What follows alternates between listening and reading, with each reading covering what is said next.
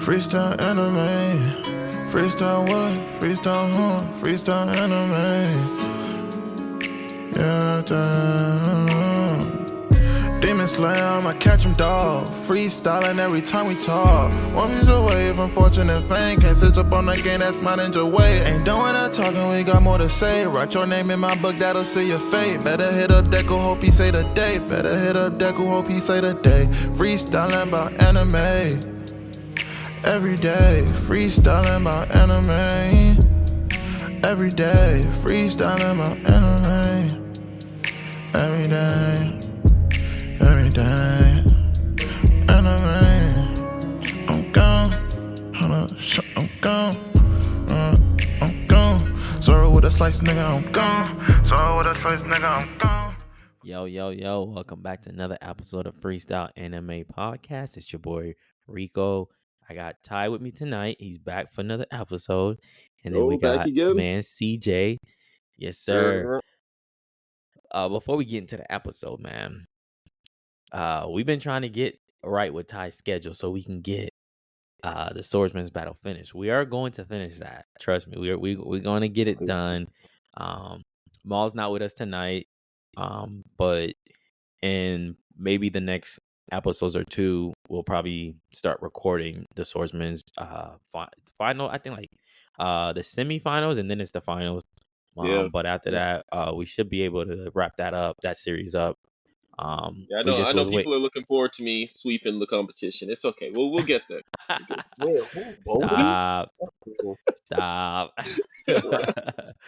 But yeah, so if you're not already, please, man, follow us on IG, TikTok, and subscribe to us on YouTube, Freestyle Anime. And also now we just started a subscribe only based content for our Spotify listeners. So if you're listening to us on Spotify, you get some exclusive content that other people may not get. Just to hit that subscribe button on Spotify for us. We bring you even be able to enjoy into the game. You know what I'm saying? We give you some stuff that everybody don't get to see. Get some feedback, some one-on-one feedback. Like we'll start answering questions that y'all be having specifically on those.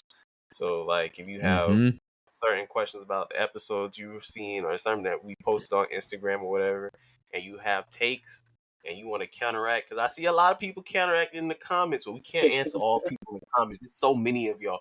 There's so many of y'all in the comments going back and forth. So, come join the subscribe, come join the gang so that we can start getting one-on-one. We could probably get you recorded, put you on an episode, if you have good takes, and then we could have our little debate. We can hash it out. You know what I'm saying? Yeah. And I can embarrass you online. You know what I'm saying? Okay, let's get it. Exclusive opportunities. But yeah, there will be a lot of opportunities. That is just the start. We're rolling out a Patreon soon, and that Patreon will give 3 different tiers of how you can get more access to us and our content. But look out for that. I'll be coming out very soon. But man, let's start the episode, man.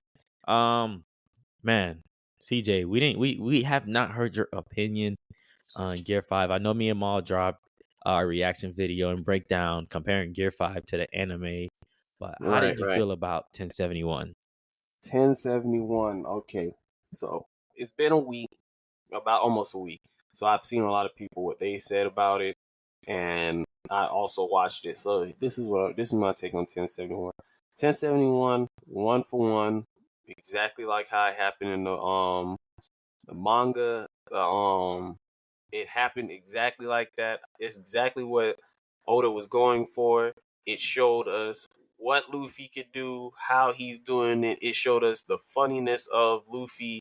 It gave us the sounds of liberation, the drums of liberation, the heartbeat, which I'm currently trying to get as a ringtone. If anybody knows where that at, let me find out where that at on my phone so I can hear the drums of liberation anytime. You get an Android, man. Ooh, that's not liberation. That's government right there. That's government right there. Yeah. Gang. Anyway. Before you continue, CJ, talking to your mic just a little bit more. You're like staticky a little bit. Am I staticky? How about now? There you go. Yeah, that's better. Yeah, that's way better. Way better. Yeah. All right. So yeah. What was I saying? Okay, so it was a 1-for-1 from the manga to the episode. Now, the problems that I had with the show is one, I'm so like a lot of people online, I didn't think it was necessary for all the repeat scenes. There was a lot of I see like I see Can I play like devil's advocate a little bit here though? yeah. Go ahead. How you play Because the devil's way I advocate see it about is, no, I'm just saying the way I see it though is this episode has been hyped up for so long, and I know Yeah. plenty of people personally that were like, "Hey, I'm just gonna tune in to check out this episode everybody's been talking about," right? And Yeah. if they Right. just jump in, they have no clue what's going on, then they're just gonna lose interest and then be like, "Yeah, whatever," right? But at That least is Yeah. true. the recap allows them to kind of at least have a foot in the door there to be like, okay, I don't know exactly what's happening, but I can keep track with the situation. Yeah. One thing I could say though, one thing I can say though, that I'm noticing is majority of people who read the manga and watch it as well didn't have too much of a problem with it. Their more problem was like Caesar said, the scenes being done multiple times, Mm-hmm. like twice. Yeah, that's what Some I'm people saying. had It an was just the issue with multiple scenes of dragging it out so much. It was yeah, just a little and the too much. people who only Yeah. watch the anime, their main issue was like it's too toony, it's too they didn't like the whole Looney Tune effect of it, but that's what Oda was going for, and he did Yeah, it perfectly. we got some of that But when the manga first dropped, he, also, because I saw yeah, some of you those you same felt the tone complaints. of the manga how he did it, so that's why I Yeah. said people like us, Ty, we read it, and now we're seeing it come to light in anime form, Mm-hmm. and we're okay with it. We're like, Looks good oh though, man. It looks good. yeah, I enjoyed the sounds, the different Yeah, I don't music get. backgrounds they had. I didn't have no issues Yeah, with it, but I the had people no who issues with only it, but watch a lot of anime people had issues and with it. who only watch Yeah. anime and didn't read the manga and see what Oda was already going for, how the story was written, basically, they didn't I like mean, it. the They're like, people who yo, watch what the is anime, this? they're just not reading into the. They're not getting in. Like, I feel like it's more of the casual watchers who probably like what is going on. It's not. Yeah. It's not have that same feeling. But it's like it was alluded to so many times that this is where it was going. Yeah. Like I don't understand where it's like Yeah. this is what Gear 5 It's funny was. because I This is watch a what. lot of like YouTube reactors to One Piece. And Mhm. like I remember there's one guy in particular that I was watching, and he was like, this is like well before like it was even like revealed in Wano. Like I've been watching him for a while. And he was talking about all the allusions to the sun and Luffy and how Luffy is like gonna bring about the dawn and like how he's like represents the sun and all that. And then when I saw Gear 5th and they were like, oh, he's the sun god and all that stuff, I was like, bro, this man called it. So I'm like, there clearly were enough pieces there to put it together beforehand. Because somebody did, right? Yeah. Yeah. I think, So I but don't I think think it came out of nowhere. no, of course it didn't come out of nowhere. I No, really feel that's like not the aspect of Gear 5 coming out of nowhere. I'm just saying the aspect of it being more so like Looney Tune-ish. Like he's a cartoon. yeah. That's Yeah. what they're I think a saying. lot They're of saying that people, a lot of people didn't like it, I guess, but I didn't have an issue with it, and I don't I don't think I understand. think The whole point he's just here's broken. my thing. Yeah, he's broken, don't get me wrong, but here's my thing. The man's name was Joy Boy. We already knew beforehand that the guy was named Joy Boy. We already knew beforehand that he brought smiles to people's faces from beforehand. So it's like I don't understand why people think it's so offshoot to just be like, oh, he was basically like a living cartoon, something that for years on end, if you go back, brought joy to people when the times were like hard, like Mickey Mouse, Yeah.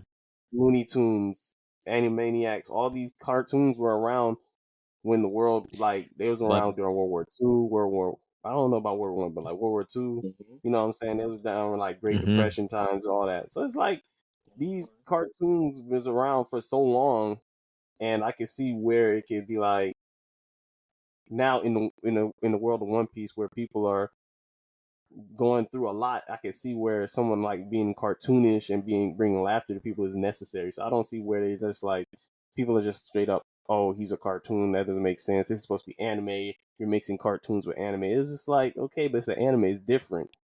It's not every. I actually like it because it's not the same. It's not know like where it's coming it's from. not like a copy and paste of Dragon Ball Z where he transforms, now he's serious. Like every other transformation, Naruto transforms. Exactly. That's what I think the issue is. I think people are just like, oh man, I want Luffy to be cool. Go ahead, Ty. Go ahead. I'm saying I think people want Luffy to have that like cool factor, just like, oh man, look, he's so freaking awesome. He can like punch, he's super strong and all that stuff. Like how your Gokus, your Narutos, your Ichigos and whatnot. Exactly. But my thing is, I feel like Luffy already got that with Gear 4. I think that's what Gear 4 is meant to be. Like Snake Man, Snake Man is awesome, man. But Gear 5 is meant to be like the peak. And I feel like and I think CJ hit it on the head is the cross of anime and tune being put together, when for long people were like, bro, anime is not cartoon, right? Cartoon's not anime, and it's like a war. Now you're crossing them. A lot of people didn't like that. I don't know if that was it. There was always like Rico, I don't like care. You pointed out, yeah, there's been anime before. One Punch Man is a gag, and I feel like it's for laughs. Honestly, think about this. Think about this. You remember on the boat when on the boat, I forgot which art this was, but I'm gonna paint the picture. The art lady, when she turned the whole boat into art, she turned Momonosuke, right. she turned Brooks, she turns Nami, Dressrosa. Yes, that was Toonie there too. Was that not? Like, no one had a problem with that. Yeah, pretty much. True. What was Giola? Giola was her name, I think. Yeah, Giola was Viola. And there's been Giola. Yeah, and then the girl with that could paint people's emotions on their back. Even in Dressrosa, the toys, people being turned into toys. I feel like One Piece is an anime that just every arc is different. Like every arc is different. It's a different style. It's a different power that they're going against sometimes. Like I remember Skypiea, bro. I thought we was going into the heavens. I literally, I was watching like we about to meet God. Man, you know the first time I really kind of got this understanding that One Piece was meant to be goofy? It was back in Arlong Park. Because I remember they did like the walk up and it was sick. They were about to go like beat this man, right? And then when Luffy gets there, he's like, I'm going to try a new move. And he jabs his legs in the ground and makes like a pinwheel and he gets stuck.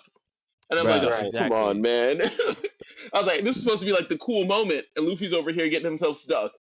No, but he's always done that. Even remember when he was fighting Crocodile? And out of nowhere he did something. I forgot what he did. He like bit him. He like ate him. Ate him. And then when he revealed Crocodile, what he did, how he was able to punch him, this shit was so funny. He said, I held the water in my mouth or something like that. But like Luffy's always been crazy like that. So I think this power fits him perfectly, man. Yeah. But I think I think people are gonna turn around. I think once it ramps up, because this was just like a taste, like the introduction. Yeah. But once it ramps up and you get to see like him go all out against Kaido, I think people are gonna change their tune.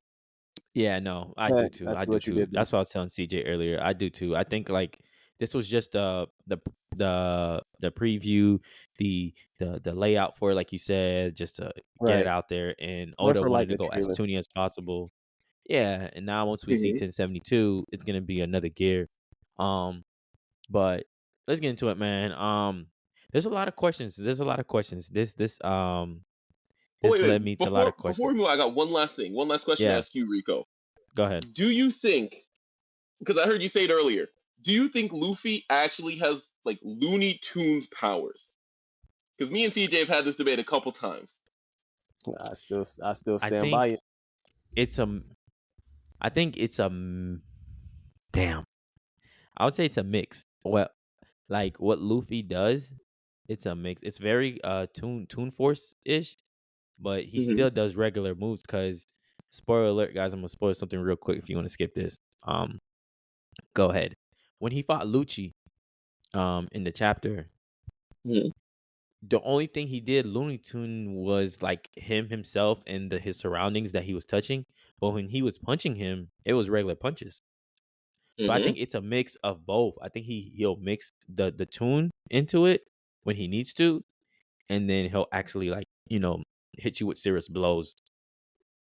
Well, let me give you my perspective, because the way I see it, I think that the awakening allows him to freely control the shape and form of anything that he interacts with, right? Yes. Including his own body. Mm-hmm. So, like, if he punches you, he can, like, turn you into rubber, and, like, you have that punch, like, going through your gut, like you see with, like, Kaido and with the fight you just mentioned. Yeah. Or, like, if you have him, like, changing the ground to rubber, or grabbing, like, the lightning, right? Where he, like, can change the properties of it to interact with it. But I don't think, like, Looney Tunes to me is like, hey, I'm looking at that building in the far distance, right? And I put up my hand, and I, like, pinch it, like, in the vision, and then boom, now it's tiny in my hand. I see what you're saying. Like, that to me is like Looney Tunes. But Ty, think about it though. Wait, CJ, before you go. He kind of did that if you think about it. Not the building thing, but he grabbed glasses out of his fucking hair when he was fighting Lucci. He changed the hair into the shape of glasses. He can freely control the shape and size of everything. No, but here's the thing. That's more toony though. He grabs something. It's more toony. Hold on. Let me reiterate this.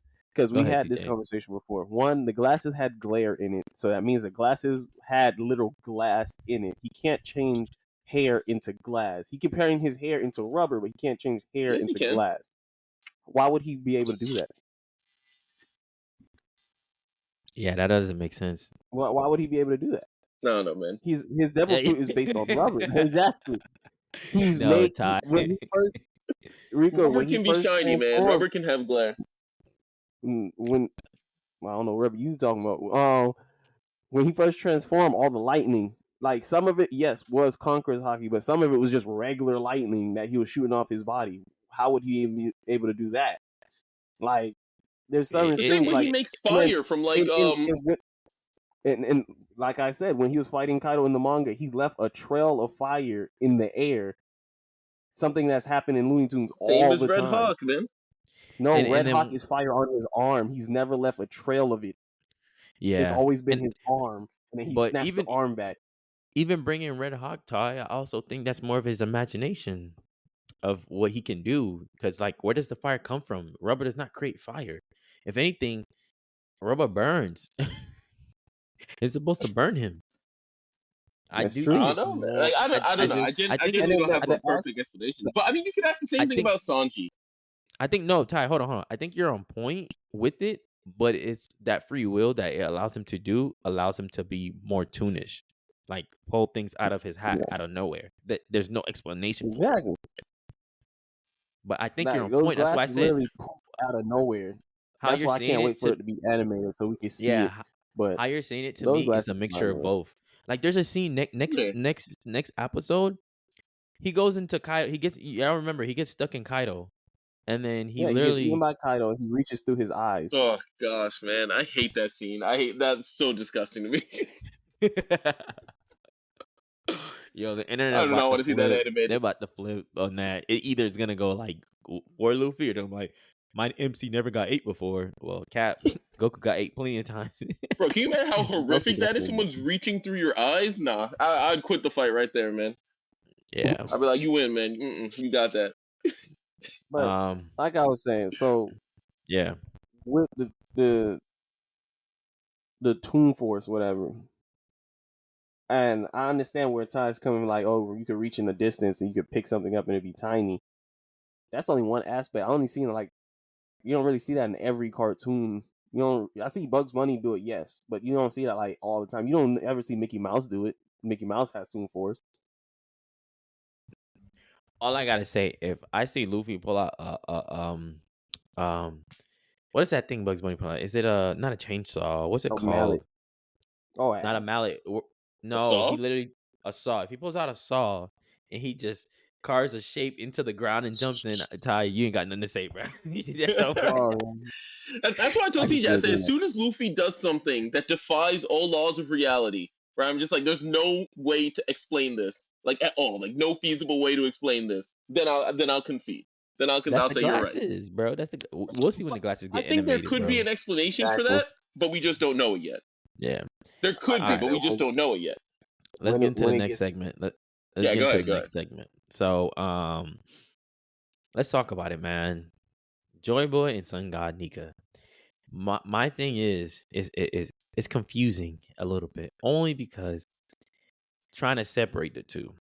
Is Sun God Nika a mythical person that was praised and prayed to back in the days, or was it someone who was a person that, you know, gained a lot of power and authority through helping freeing a lot of people, which actually does mention that in the story. So he was a person for sure. And then we got Joy Boy, and he left his marks on the poneglyph in Fisherman Island, apologizing that he wasn't able to free the fishermen. And then Rogers mentions him when he gets to Laugh Tale. Sun God Nika was first mentioned in Skypiea.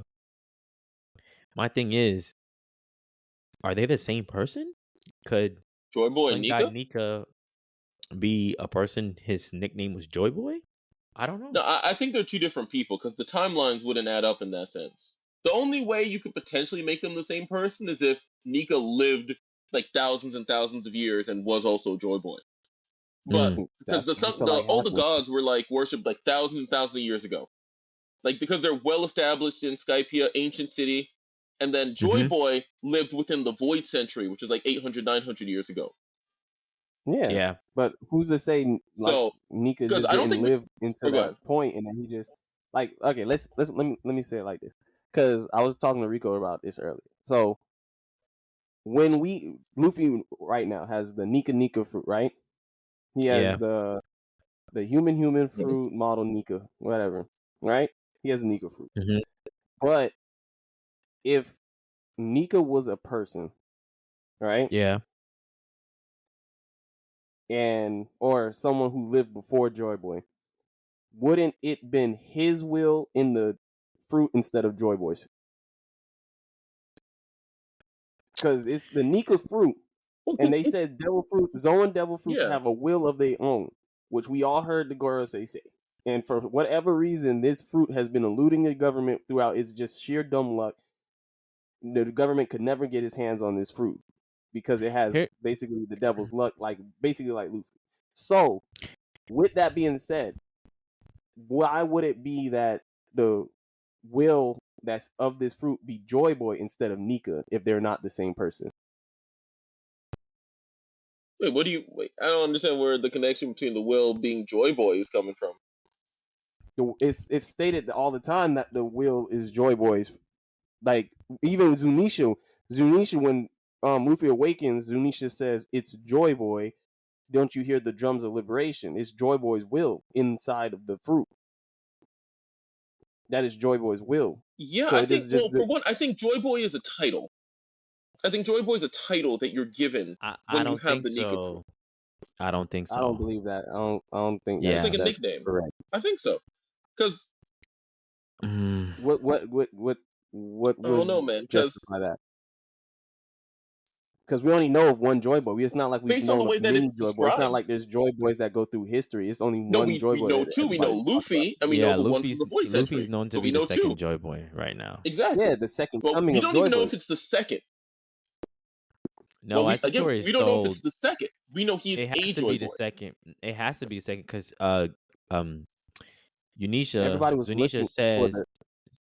Zunisha says I haven't heard that in 800 years.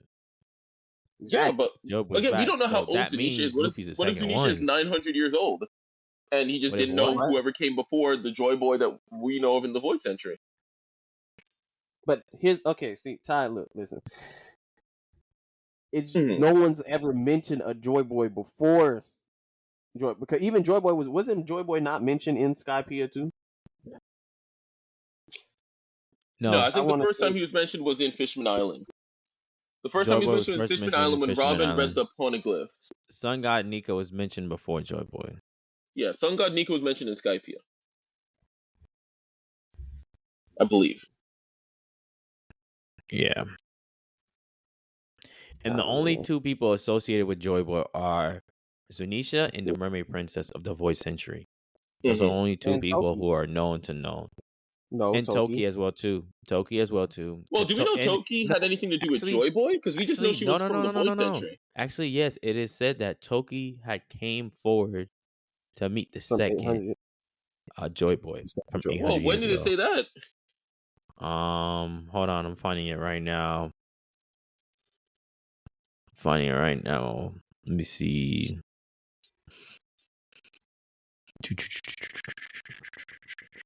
Where's it at? I was just reading this earlier because I was doing research on it before we got we got on this. Nah, that's just the first time when Robin's reading it. And then Rogers. Okay. Where is it? I literally read this. But so Nika's definitely was mentioned before, so it has to be two different people because why would I think Nika was the first one seen to use the rubber like fighting style that Luffy has. From what it was said, in freeing people with a smile and with the drums. Because it does mention the drums about Sun God Nika too, CJ. Now that I think about it. The drums of liberation is mentioned.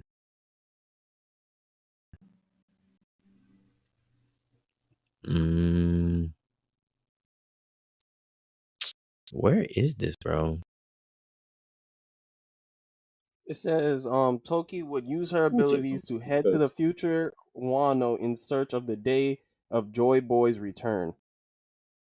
You see how that's worded? I don't know, bro. Wait. It's worded in a way where that does was like, that kind of sounds like headcanon the ways. Okay, hold on. It's from the manga chapter 964. 964, I could pull that up right here. Because I got my screen shared.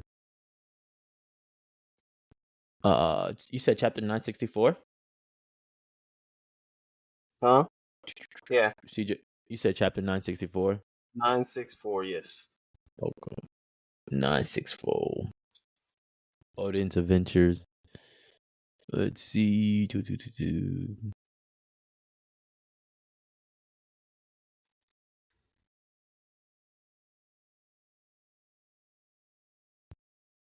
I gotta just look for it. Oh, so this one Odin is leaving and everything.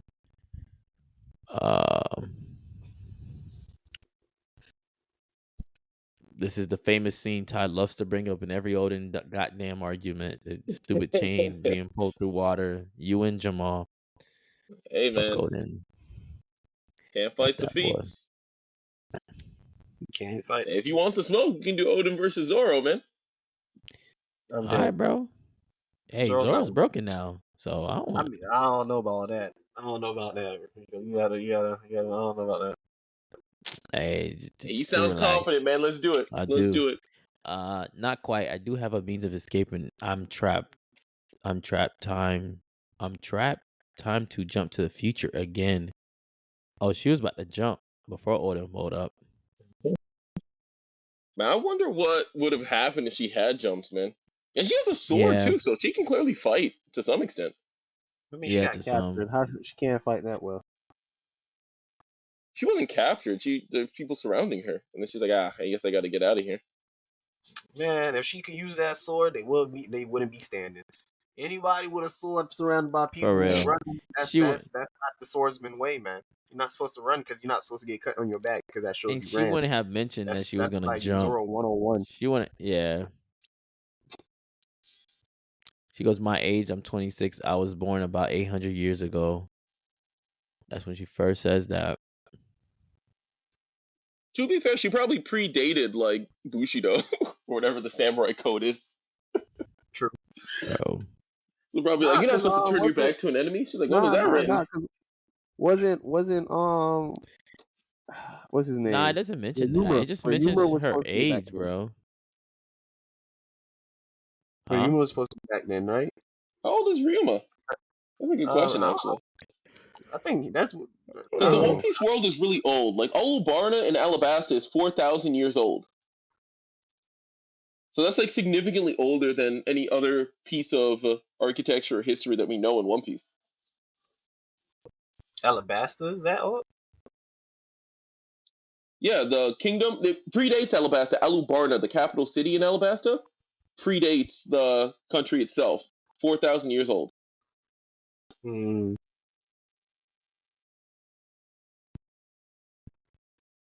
Yo, when are we Ryuma gonna lived see 400 years ago. Beiji again? So Ryuma was actually after Toki's time. Oh, that's crazy. I don't know. I can't find. Oh yeah, because think about it too. Because we know the timeline from Ryuma to Zoro, so it couldn't have been super long ago. Whoa. Okay, so compared to the rest of the world, Wano is so tiny. Where are you born again, Toki? She says, I do not know, only that my parents' homeland. That Wano was my parents' homeland, so there's nowhere else for me to go except for Wano. So Toki wasn't. Toki was born in Wano. She never claimed she was born in Wano. She said, "No, she literally just says, I don't know." She said she was not born, or yeah, she said, I don't know. Only that Wano was my parents' homeland. Where's she talking about Joy Boy though? I'm looking for it. Because it seems like she's trying to go home, basically. I'm looking for it, bro. Because, you know, it's a lot of... This is the whole Odin flashback when he's with Rogers and Whitebeard. I'm saying so far, it looks like she's just trying to get home. Well, no, she has nowhere to go. She's just literally trying to... Yeah, more her parents are from Wano, but she don't know where she was born at. Not... She was... Yeah, she's like, that's the only place I can go. Yeah, basically it's Wano, except for Wano. Hey, looking at that man's face. I'm glad you already cut him down. I always want to see Orochimaru. Technically, Denjiro cut him down. Yeah, I'm more glad that Tanjiro's dead more than anything. Orochi was just an annoying fly to me. Yeah, he was. I mean, yeah. I said Tanjiro. I mean Tanjiro. Tanjiro was obnoxious, man. I did not like him. Yeah, Tanjiro. Man would not die. Like, he got cut down like 3-4 times. That is true. Yeah. Nah, I'm not gonna lie, CJ. I think they're wrong. I think the only... She probably mentioned it, but I think Momonosuke probably mentioned it towards the end of when they finished Wano. Because I don't see anything of her. She only said she could jump 800 years. So I don't see anything. It says King Neptune. There's a legend of royal family regarding that a person will fulfill Joy Boy's promise, and then it just goes to Toki. But I don't know. Maybe. Yeah. But anyway, maybe it was in her speech. You know, the speech that she gave when she died. Oh, maybe. I'm just going based off the information they gave me here. Yeah, I don't know. You know, exactly Odin was kind of narrating the whole story, so there had to be something that he wrote. True. But like I was saying, there's always the possibility of an unreliable narrator. We don't have no evidence saying that there was multiple Joy Boys besides the current Luffy, is what I'm saying. Yeah. That's all No, I agree with that too. No, but I'm saying that's still more evidence than saying that Nika and Joy Boy are the same person. No, I'm not saying they're the same person. I think they're two different people. Because when Nika was mentioned, that's what that was chapter 1018 when Who spoke about Nika. Because we know Nika was the ancient worship deity, and that's probably in that same thousands of years ago range. Right, and I don't see any reason to assume that Joy Boy was anything other than a devil fruit user. Who's to say that the deity just did not live until Joy Boy's era and then just take the name Joy Boy? Well, there's a couple of different things with it. Do you think that there are actual deities in the One Piece world? Yes. Like, I don't know about that. I don't think so. I think there's people like devil fruit users or very powerful people that got worshipped. But that's the thing. And then over time, depending on how devil fruits are made, Skypiea definitively told us that alongside sun god Nika, there was 3 other gods that do not match up. Worshipped as gods. What I'm saying is, how do we know? Check this out. This article says, check this out. I'm gonna read this. Nika is a mythical warrior that was once revered as sun god by slaves from ancient times. Dr. Vegapunk claims that Nika existence is only mentioned in most ancient books and is otherwise missing from more recent writings. As such, Nika's tale is not known by many people from the modern era. The Hito Hito no Mi Maro Nika allows the user to gain Nika's traits and abilities. It is believed to be the first Joy Boy's power and has now been claimed by Monkey D. Luffy. Therefore, Zunisha claims Luffy is the new Joy Boy, a warrior of liberation. So that actually kind of supports what I was saying, because he was a warrior revered as a deity. So he's just a strong guy that people thought, like, oh my gosh, this guy's so powerful that he's like a god to us. Yeah, because let's think about it. I mean, he was going around saving slaves. I understand that, but based on Luffy's abilities and based on what Luffy said, saying I could in this form, I could do whatever I want. That don't sound like a god to you? If that's the abilities of Nika, CJ, if Luffy's using the abilities of Nika, and this man literally, I could do whatever I want in this form. That doesn't sound like a god to you. That sounds more like a warrior thing. He was acting. Well, if you look at it this perspective too, Ty, if you're on an island and this weird dude just comes on your island and saves you, I think you're gonna think he's a god more than anything. Exactly, right? Especially when he can like do all these like crazy abilities and whatnot. Well, I think my headcanon is I think that Nika was the first devil fruit user for this fruit. Let me read this so you can see, because I think that ties into what you're about to say. Now, Who's Who? You remember Who's Who against Jinbei? Who's Who heard a story about a heroic kind of individual named Nika who was a friend to slaves. According to the legend, Nika would one day arrive to free the slaves from their cruel owners and put a smile on their face. Nika had a rubber body which allowed him to fight in almost any way he could imagine. Therefore, with Luffy's use of the fruit model after Nika, one can see the various similarities. So, slaves have revered Nika as the sun god since the beginning of time. Nika is currently the first and only original deity in the One Piece world with its own original powers. As fans know, Luffy has a great sense of justice and helps anyone in need. How y'all feel about that statement? I mean, it makes sense to me. It sounds like a little bit of injection of their opinions, but outside of that, like, it makes sense. Them saying Nika is currently the first in the, I don't know. I think the other like deity devil fruits exist out there, but I think Nika's the most relevant one because it directly opposes the will of the world government. Yeah, I think liberation. I think he might be right here. I think Joy Boy might be well, from this article, it's kind of colluding with what Ty's saying, that Joy Boy is more of a title than a person.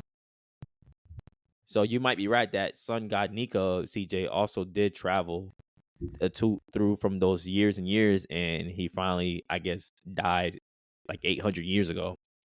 That's what I was saying. Yeah. But I'm not saying really Joy Boy was. I never said Joy Boy. I mean, I understand Joy Boy being a title because obviously it's a nickname. It's Joy Boy. It's not a name. It's two words put together. Yeah. So it's not a name. So I'm just saying, if Joy Boy is a nickname, Joy Boy could be the name that Nika took, and Nika's his actual name. It's possible. I think. Yeah, and also I think the reason why Zunisha says Joy Boy is back is because that's the sound that Nika would probably unlock when he was, one of his moves, that same frequency that he can hear. How, some people can hear sea kings and others can't. It's the voice of everything. The voice of all things. It's the voice of all things. So maybe that was just a way of a part of Nika that Zunisha could hear that others couldn't hear, of what he could do. It sounds like drums. And then, let me put you on something, like Rico. And who knows? He must have signed off Joy Boy instead of Sun God Nika because they're trying to erase him. They already erased him out of most of the modern books. True. So him putting Joy Boy might be an alias so that the government doesn't, they weren't paying attention. They're just thinking of somebody else because, the poneglyph are everywhere, So if they read it and they saw the initial Sun God Nika, they might have tried to take that out of from Fisherman Island. I don't know. But let me put you on a theory I've had, Rico, that I've had for a long time. It's a crazy theory, but stick with me here. What if Joy Boy is Luffy? As in, at some point, maybe a couple of the Straw Hats go back in time, right? Mm-hmm. And they fulfill these legends that we've been hearing about. And then they get sent back to their timeline, whatever, to actually like finish what they started in that timeline way back when. Because maybe there's like a time limit, they can only go back for a certain amount of years or months or whatever have you. So they go on like this journey trying to like fix all these problems, but they aren't able to finish it within the time frame, so they got to send back to the future. That's why Joy Boy's apologizing to like the mermaid princess of the time. I'm out of time. That could also be why Roger was too early, because this is not the time where all this time travel nonsense goes on, right? Like they return at XYZ time, so he has to be there at that time. Like I don't know. I think I know Oda and time travel. People already are kind of nervous, but I think he can make it work. I have to disagree with that one, bro. I still think it's just too out there. It is too out there, but it is a lot of like questions. It leaves you with a lot of questions because I'm wondering, okay, is Vegapunk the one who kind of figured out how to help him with time traveling? And like could be. You got to get out of here with Vegapunk first. How if Vegapunk's the one that helped him, what's stopping the government from figuring that out? I don't know. Because remember the government keep all they know the ancient. Emu knows the ancient history and everything. Emu and the girls say no. I don't think anybody below them know. So Emu and them would have to have seen Luffy or Luffy's crew before in the different timelines. Because it seemed like Emu been around for a long time. Well, that could be why Emu seems to potentially recognize Luffy. But the Gorosei wouldn't. I don't think the Gorosei are immortal. I think Emu is. Well, I don't think he recognized Luffy. I don't think I think it's more of the fruit. Because she knows the fruit that Luffy ate. And she's seen similarities of Sun God Nika or the essence of Joy Boy. What I'm saying is that could be a red herring. That could be Oda being like, oh, obviously it's the fruit, when actually it's this other reason. No, I see what you're saying. That would be a wild theory, but I think it's a more of a out there. Yes, I don't know. That'd be crazy. Just keep it in your back pockets. Just keep it in your back pockets. I'll hold it right there for you, Ty. Well, hey, Ty and whoever called it first. I don't know who the other guy is to give him credit. All right, moving on. So, CJ, we're done with the Joy Boy and Sun God Nika. I feel like we kind of came to a conclusion that Sun God Nika is the first holder of the fruit, and Joy Boy is the title that he held because he brought joy to people and stuff like that. Yeah. But that still means I think the fruit was named after him, and the fruit was called that because that was the first fruit. So it makes sense why the fruit's called the Hito Hito no Mi, the Hito Hito Sun God Nika model. I think I said it wrong. It kind of makes sense because it models his powers and his ability. Nika. Sun God Nika. Yeah, because it models all his abilities and what he was able to do. So that's why. I mean, Ty, you could be in something. That's why they changed the name of the fruit. Because they saw Luffy back in the days. They don't want Luffy to know. Going back onto the fruit. Going a little bit more about the fruit. So how Luffy got the fruit. Shout out to one of our followers, Chris _Ramos 99. He sent this to me and he was just like, yo, I need to hear you guys' opinion on this. And appreciate you, Chris. Appreciate you, bro. Appreciate the support he be showing, man. It's about Shanks. Now, the reason the post was about what if the reason behind Shanks giving Luffy the fruit wasn't just an accident and him losing his arm wasn't that, oh shoot, the sea beast ate my arm. It was more of a gesture to show Luffy that he is someone that Luffy could trust and that he cares or something like that. I think I sent you the video, CJ. I think you've seen the video, and I think I sent it to you too, Ty. Yeah, I've seen it too. I've seen it. So, what are your thoughts on that? That whole thing has always bothered me. Hold on, one person at a time, bro. Ty first, and then CJ. Yeah, I was gonna say Shanks losing his arm has always bothered me. Like that, always. I'm just like, Luffy took out that Sea King in a single punch when he left East Blue. There's no way Shanks should have lost his arm to that. Even if he wasn't a Yonko at the time, he should have still been strong enough to take down that Sea King, right? So the idea of there being an answer to it is appealing to me. But at the same time, I don't think Shanks is that manipulative. Or if he is, he's been playing that long game. You know, like he would have gotten me too. But go ahead, CJ. I'm gonna let CJ go. I'm gonna say my opinion after. I'm saying I felt like it was pretty obvious that's why he let it happen. He says it several times where everybody asks him, "Hey, Shanks, what happened to your arm?" I bet it on the new era. You know what I'm saying? It's like I allowed it to happen. You're not gonna say I allowed something to happen, or I bet it on the new era if you couldn't stop that Sea King from eating your arm. We all know that he could have stopped that Sea King from eating his arm. He just like Rico said, it was more so like a gesture to Luffy to be like, "Look, you're more important to me than my arm." Good thing it was his left arm, not his right. And and for sure, because right after that same panel, he glared. He looked at the Sea King, and the Sea King ran away. He used Conqueror's Haki.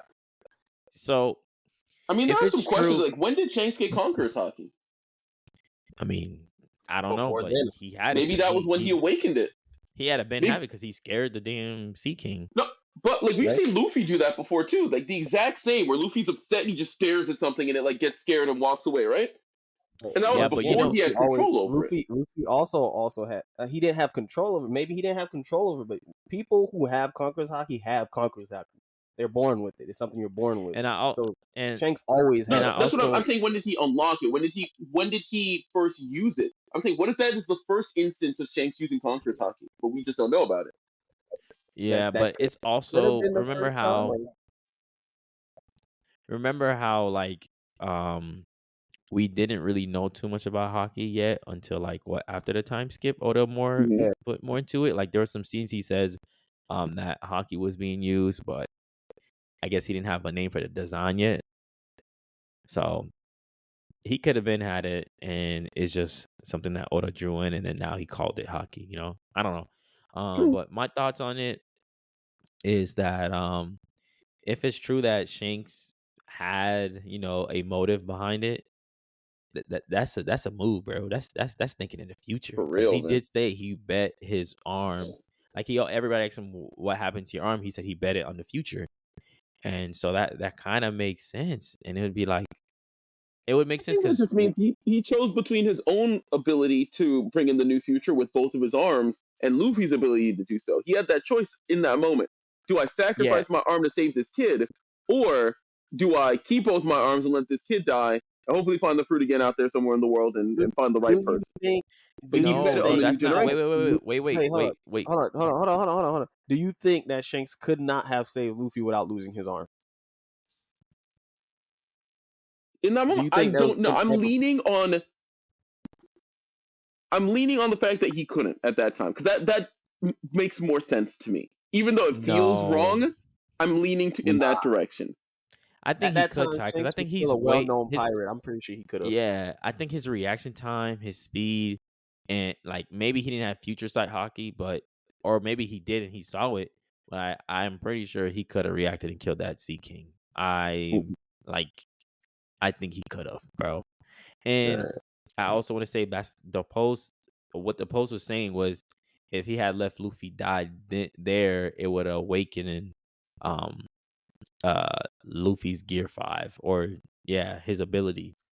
I don't think we've seen Luffy always die so many times. I don't think that would have awoken him. Buggy almost killed Luffy.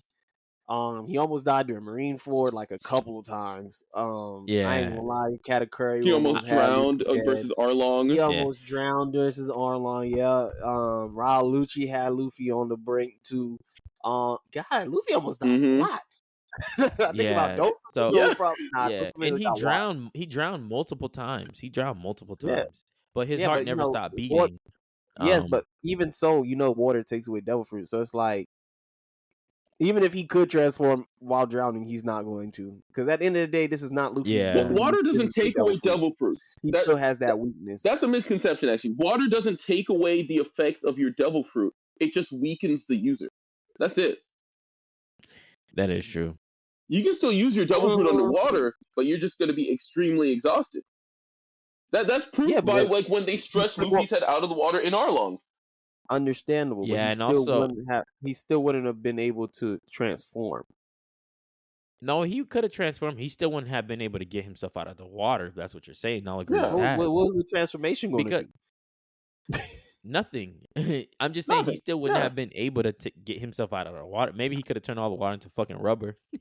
He just pulled himself up.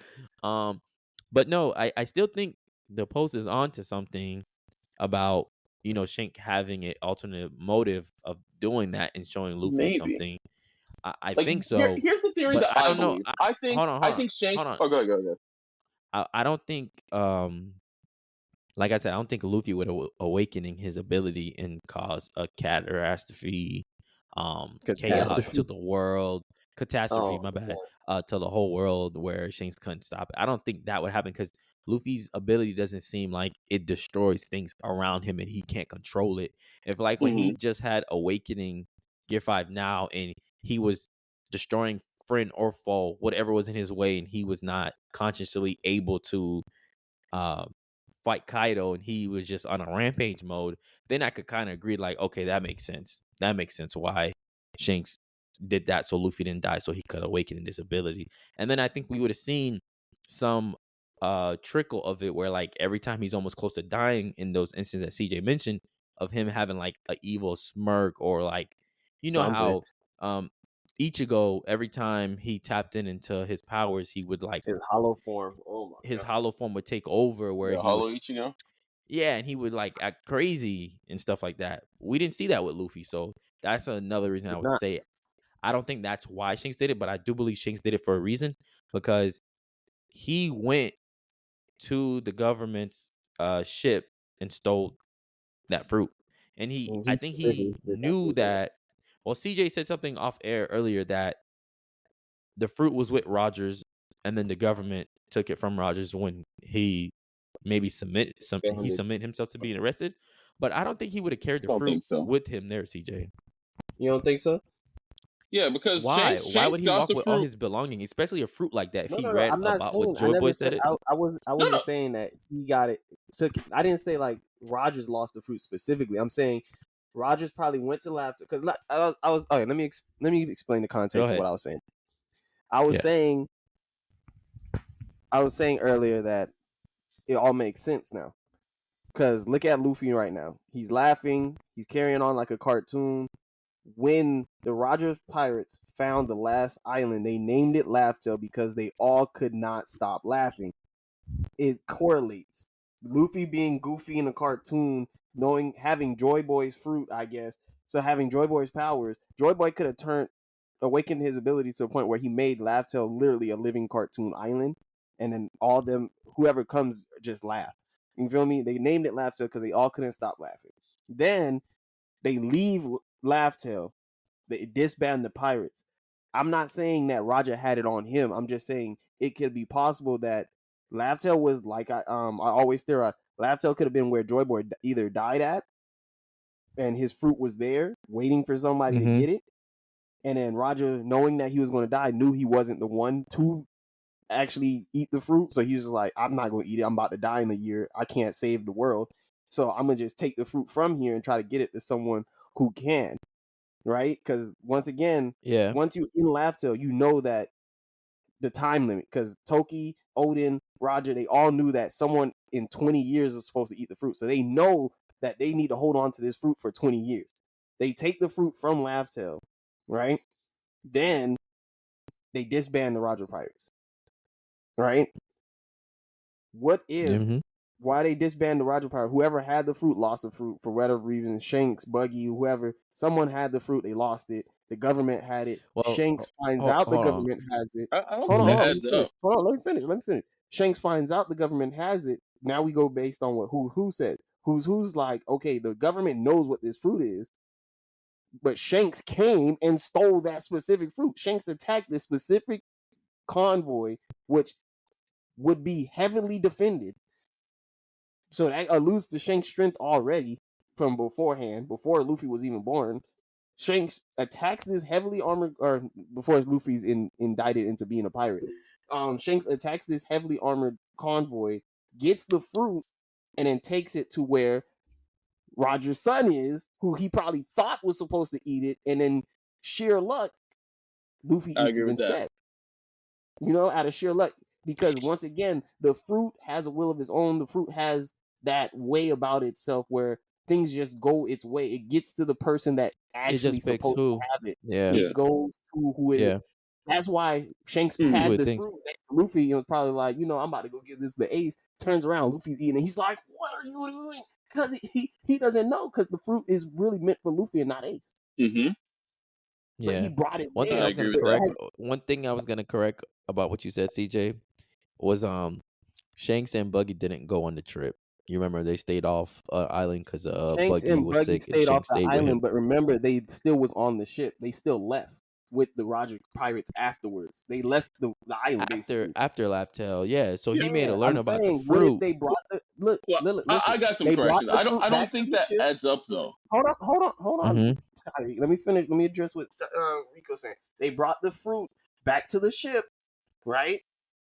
Roger explains to everybody what happened on the island. Everybody's like, "Oh, this is what happened on the island," because he had to, because Toki was sick. Remember, Toki also knew what happened on the island, so that means there's a discussion had on the boat of what happened on the island. Odin wrote it down in his journal. Then they disbanded the Roger Pirates shortly after that. How else would they get they did. The government didn't even know about Laftel's existence. No, they didn't. I agree with you that the government definitely got. Oda's gonna explain how the government got their hands on the fruit first. I hope he shows that, and that's just not. It's not just something that's not answered. It's just okay. This is what who says. Well, that's kind of what I was going to talk about. Go ahead, Ty. Go ahead, because what I was going to say is like I don't think anybody other than the Gorosei and Emu know about that fruit whatsoever. So I don't think the government even had like people going out trying to find it, because when Who's Who was part of CP9, mind you, like that's like the secret branch that's supposed to know everything, right? He was just like, why are the red-haired pirates attacking us? We only have a minor devil fruit on here. Like what is the purpose of them coming after us? So it wasn't heavily guarded. It was a very minorly guarded ship. That's not true. It had to be heavily guarded. Knew what the no, because it was a single ship. Told Jinbei what the fruit was. So how would Who's Who find out? No, he said I'm looking at the chapter right now when they're being attacked. Who's Who is just like, what are they after? It's not like we've got any proper treasure, only some minor devil fruit. What's the big deal? Isn't it just the one that makes you rubber? I understand, but when Who's Who is talking to Jinbei, what does he tell Jinbei? That this is not just the rubber fruit. I'm saying he finds out later that this is not just the rubber fruit. First of all, CP9 is not weak. First of all, in any regards, it took Luffy quite a bit. Okay, no. Yes, they are. Member. Wow. Pre-time skip Luffy. Who is Lucci fighting? Who is pre-time skip Luffy fighting from the New World? Name a single person who pre-time skip Lucci is fighting from the New World. He's fighting people in the New World. Because Hody Jones is taking pre-time skip Lucci out. Huh? No, I'm not talking current Lucci. I'm talking Lucci during the pre-time skip when they were part of CP9. But that's not Who's Who's though. Who are any of the CP9 agents fighting? That's not Who's Who though. But that's not Who's Who. Who's Who was part of CP9. Yes, it was. But Lucci wasn't Who's Who was part of CP9 back then. I understand. Okay, first of all, hold on. I'm making it a level of strength. Let me talk. Tyreek, let me finish. Okay, Who's Who is not. Who's Who was a part of CP9. You can't say based on Rob Lucci that CP9 was weak. That could have just been that generation of CP9. CP9 is an No, they said Lucci was the strongest CP9 agent ever. They said that? Where do they say that? He can't be, because I think the boys, the people who were on Wano look way stronger than him. The CP0. That's CP0. They're CP0. CP0. Oh, the CP9 agents. My bad. Yeah. CP9. He's saying that they said Rob Lucci was the strongest CP9 member. I'm saying, where did they say that? Well, because it was Who's Who that was on the ship. Who's Who is not Who's Lucci. Who. You don't know how strong Who's Who was at the time. No, Lucci joined after. Lucci replaced Who's Who. Lucci joined CP9 when Who's Who got arrested because he got all this proprietary information. Okay, but that's not what I'm asking you. I'm asking, where does it say that? Can I say this? If you read this panel, if you read this panel right here, Who's Who says, they used to say I had just as much potential as the genius Rob Lucci. There we go. Yeah, that's potential. That's potential. That doesn't mean he was stronger than me. That's potential. No, because that's saying that he's not as strong as Lucci. No, there's not. Someone can have more potential. No. Listen, someone can have more potential than somebody else. Just like the Gon and Killua thing. Gon had more potential than Killua, but Killua is stronger. Gon has more potential. Killua is stronger. That's not true. So that's not true right there. I debunk that right now. If you have potential and you don't live up to your potential, that's one thing. But just because they say you have a lot of potential, and let's look at it like this: Neji versus Naruto. Everybody said Neji was a prodigy. Neji had all this potential. Who's stronger? Naruto. They said Naruto was a knucklehead. Naruto was a mess up. Who's stronger? Naruto. You can't say based on someone saying, "Oh, you have more potential," or "This person has more potential than I am," to say that person is inherently stronger than me. You have the potential to be stronger. I get what you're saying, but I think the purpose of him saying that was to display that he was not as strong as Rob Lucci. That's why the line is there. You're telling me Rob Lucci? No, I don't think so. I think not going against Jinbei post time skip and winning. No, I'm saying that Rob Lucci now compared to Who's Who now, or Rob Lucci back then compared to Who's Who back then, Rob Lucci's always going to be superior. No, I don't think so. Let me say this, Rob Lucci joined CP9 after Who's Who left.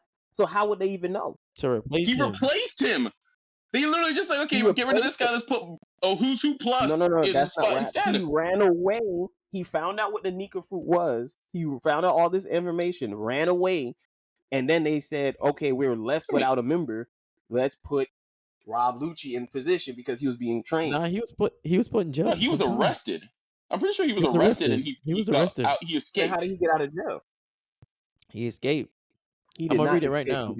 He did not escape from Impel Down. Impel Down only has one or maybe two records of escape, and Who's Who is not one of them.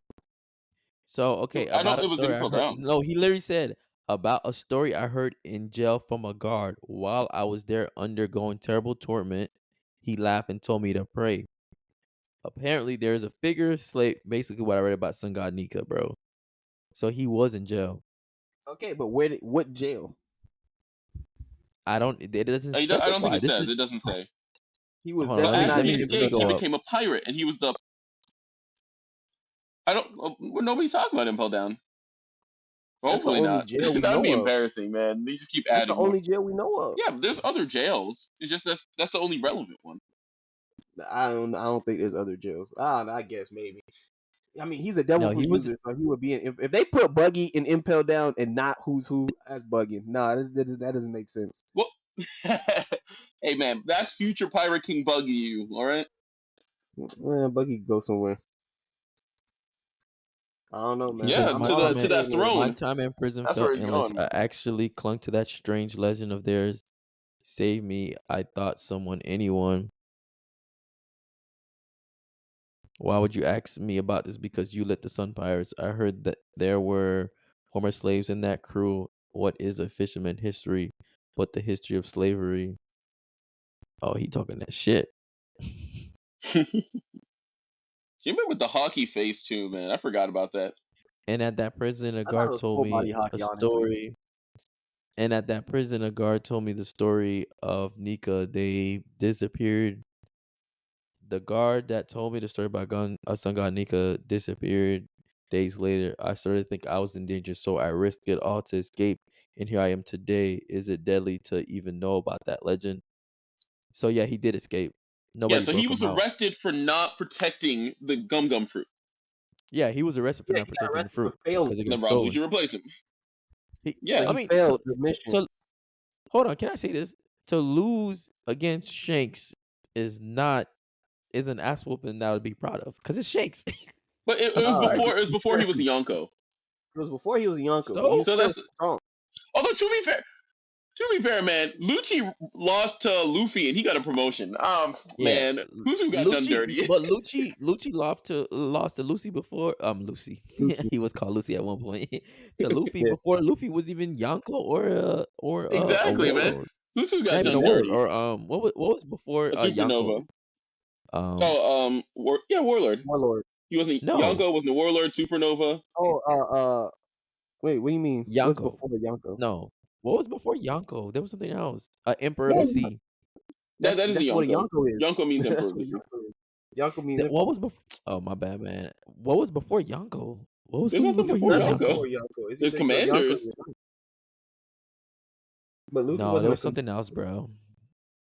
So There was the something only else. other thing there could be is supernovas, the worst generation, but that's it. There was that, yeah, but there was something else. I'm pretty Worst sure there's generation. that. Unless I'm missing something. Let me see. What title did Luffy hold before being a Yonko? They had him as Other the than the fifth worst emperor, generation. quote unquote. They had him as what? The fifth emperor for a little bit. I think it was that. Yeah, but now he's like an actual Yonko. He's an actual Yonko now. I'm saying he's an emperor, bro. Well, Yonko means 4 emperors. That's what Yonko means. So you're one of the Yonko. You're one of the 4 emperors.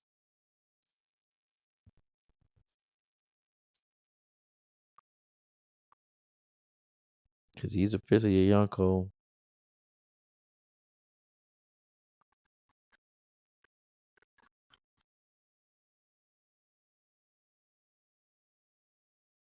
I think it was the 5th emperor, bro. I'm not seeing anywhere where they said that Lucci was the strongest CP9 member of all time. They say he was the strongest current CP member, but not of all time. I think it was like in his backstory or something when he was a kid, and they were just like, "Yo, this guy is a menace," and they were like rattling off how strong he was. One thing I would say about the Think Type, they're saying they both had the same potential to reach the same ceiling. So whether it was, we won't know for sure, but it's just like if who's who train and Lucci train, they would meet at the same potential. So in reality, I think there would be a tie. No, I understand the point of Lucci having a higher potential because he was able to awaken his devil fruit. Who's who didn't. So I can understand who's who had the stronger devil fruit, but Rob Lucci awakened his devil fruit. So I can see where Lucci has higher potential, but like I said, that doesn't necessarily equate. Well, no, I'm saying Lucci is being no. Lucci reached the higher potential that he could reach. It's like, okay, so CJ, it's like me and you could have reached the same potential. You put in more of the work and you reach it. I never reached that potential, but I had the chance to. Right. But that's what I was saying. Does that make sense? Tyreek was saying that who's who had to be weaker than Lucci pre-time skip because Lucci was known as the strongest CP9 member, but he was only known as the strongest CP9 member of his era, like of that group. That's what I was saying. I was like, that's not necessarily true that who's who is weaker than me. Take too much time to try and find it. Yeah, and so I'm sure the audience here can correct it. That means who was the strongest of his era then, because he was the leader, and well, he wasn't the leader, but he was the. Yeah, let's put it this way: they're comparable at any point. Yeah. Who's who and Lucci are comparable. Yeah. So again, to say that, I don't know what the original point is I made about who's whose strength. we don't really know about that. Yeah. But yeah, I really think this we went all the way from the Shanks thing. So we were talking about so we were getting back to the devil fruit thing. Oh, I remember what it is. I was saying the reason why I don't think that the timeline adds up for Roger to have gotten the fruit is because for one, the world government says they've been chasing after it for 800 years. They've been trying to get their hands on this thing, right? And I don't think it's for lack of knowing where it is. I think it's just they can't know where keep track why would of you it. assume they know where Laugh Tale is? Yeah, not Laugh Tale. I don't think. I'm not saying. I'm saying I don't think they would phrase it that way if they didn't know where it was. Then they would have just been like, "Dang man, we've been trying to find this fruit," but they were just like, "We've been trying to get our hands on this thing." Like it keeps slipping through our fingers. Is how they were phrasing it. Yeah, that could be. So that implies that it pops up every now and then. No. That means every time they were almost close to finding it, somehow the fruit got away from them. Exactly. But if it was all in one place for this whole time on Laugh Tale up until Roger found it, then I don't see any reason to say that. Like, why would they phrase it like that in that case? Here's the thing. It could be like I see what Rico's saying, where it could be like they're trying to get it, and every time they try to get it, it escaped them, or it could have been like, look, we've been looking for this thing, and every time we tried to get information on it, it always led to a dead end. It's not necessarily that the fruit was just bouncing bouncing around. Because if that's the case, don't you think more people would have eaten the fruit if it bounced around? It's more likely if the fruit bounced around and was not in this one place that no one knew where it was and where it existed. It's more likely that anybody would have just ate it. Like anybody, like literally just anybody. Oh, look, this is a devil fruit. I wonder what it does. I think that's the case. I think people have had the fruit. Can I say this though? If what CJ shared with us earlier about if Laugh-Tale was Joy Boy's where Sun God Nika passed away, because usually the fruit transferred to the nearest the devil fruit jumps to the nearest fruit. Well, we don't know that. That's the theory. We don't know that for sure yet. Oh, okay. Well, yes, that's because I was gonna say, yeah, that is a theory because I was gonna say, what was the nearest fruit around when Ace died, and then how did they recover Ace's fruit? Like, where did it land? Who found it? Well, I remember people have a theory that maybe Doflamingo brought a bag of fruits to Marineford. Huh? Yeah. People had a theory that Doflamingo brought a bag of fruit to Marineford. No, Doflamingo knowing that Ace was gonna die, he like brought it with him. Did he not? Doflamingo said he got it. Got his hand on the fruit through the underground. Because you remember Joker, Doflamingo was going by the Joker, and he was doing the underground broker thing. I think that's what he said. He got it from the underground. But I'm saying, if it makes it, because look, if a whole island, there's got to be fruit on the island. That's all I'm saying. There's got to be some kind of fruit on the island for Jump to. You feel me? Yeah. Especially if Joy Boy knows he's gonna die. Yeah, especially if Joy Boy knows he's gonna die, he could purposely put a fruit right next to his body and be like, put a poneglyph right next to him. It's like, this is my fruit. This is the power of my power, and it's only meant for the next or when I am returned or whatever. Anything. It could be anything because obviously Odin read it. So it's like he could have just had the fruit sitting there. It could have been like the treasure of Laugh-Tale. It makes sense. But then my argument towards let me read out the actual panel. All right, you can find the panel. But my main argument to the fruit jumping around is, like I said, it'll just be someone random would eat it. These are pirates. These are people who wants the power. They see a devil fruit, they eat it. You feel me? Yeah. There's not people who just be like, hey, I ain't gonna eat that. I'm just gonna keep it safe, or I'm gonna try to sell it. No, it's like let me read the panel, then I'll make my point. And we don't know if anybody else. So this is true. Let me read the panel. So this is Samurai Gandhi just saying, like, no matter the era, the world government has always failed to acquire the Gomu Gomu fruit, even after 800 years of trying. Trying is an active word there. They're not passively just being like, oh, we can't find it. This is like, hey, can't get our hands on this thing every time we track it down. And I think that there is a high likelihood that plenty of people have eaten the gum gum fruit before, but they just haven't awakened it. So they pop up, they send people to try and like hunt this guy down, and then he either ends up dying, and then the fruit just disappears and goes somewhere. They're like, oh, darn it, we don't know where this fruit is now. And they can't get their hands on it. I think that's what's going on. And I think that also explains why they weren't really going after Luffy that much. They were just like, it's just another guy with the gum gum fruit. No, you can't share that. Read what they said again. No matter the era, the world government has always failed to acquire the gum gum fruit, even after 800 years of trying. It's almost as if the fruit itself is evading us. So again, that's an active thing that's going on. It's not them passively just in there like, oh, we don't know where this thing is. I think that also makes sense, CJ, because the fact that they changed the title of the fruit. Yeah. They changed the title of the fruit, yes. Don't get me wrong, but the government could do that and be like, this is the gum gum fruit, but I don't see how the fruit would just be bouncing around. Okay, so you're telling me. Well, I would say not bouncing around, more like bouncing around with different people holding it. Nolan was around. Rogers around. These was people that could have possibly awakened that fruit. Zabak, Whitebeard, all these strong people. But like you said, the devil fruits have a will of their own. They have a will of their own, so the devil fruit could have chosen not to go to people that would have awoken it up until the time is right. That's a very likely possibility. Where the gum gum fruit is just like, hey, I'm going to purposely pick people that's going to keep me evaded. That's possible, but I still don't. I don't know, bro. I still don't think that other people eating Luffy's fruit, bro. I don't see it, but it's possible. If it did, I don't know if this is something Oda's gonna reveal in the story, but I doubt, but it it's is. possible. It could Actually, be I CJ. have It actually could no, be no, no. that I other have people. proof. I have proof. Wait a second, because I just pieced it together here. How would Go ahead. Who's know what the gum gum fruit did? How else would found Who's know out. what the gum gum fruit did? Because he said that's just the one that turns you into rubber. Yeah. No, CJ said he found out after he lost the fruit, not during. No.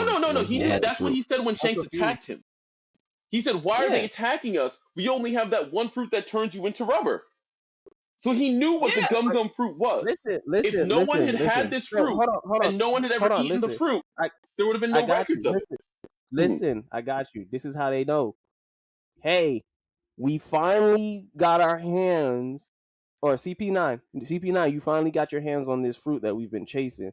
But once again, you said it yourself. The Gorosei and Imo would not want anybody to know.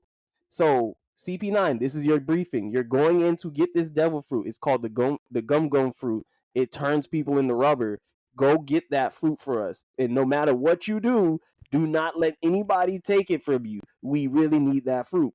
That's how. They could just told him in the briefing. There's no way, man.